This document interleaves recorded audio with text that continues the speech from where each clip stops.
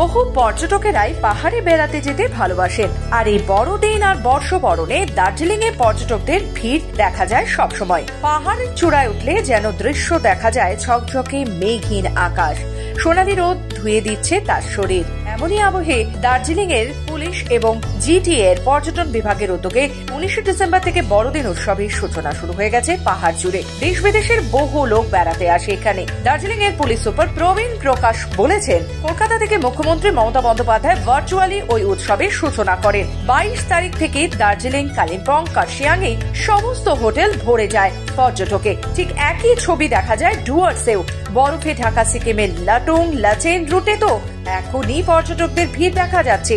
শীত মানেই পর্যটকদের ভ্রমণের মাস। বর্ষার পর নতুন পাতা গজিয়ে ওঠা ফুল, কুড়ি, হেমন্তের হাওয়া, ঝিরঝিরে বরফ এক নতুন জন্ম দেবে পাহাড় ও ডুয়ার্সের সমতলে। তাদেরকে স্বাগত জানাতে সেজে উঠেছে পর্যটন কেন্দ্রগুলো। দার্জিলিং এর পাশাপাশি পর্যটকদের স্বাগত জানাতে সেজে উঠেছে ডুয়ার্সও।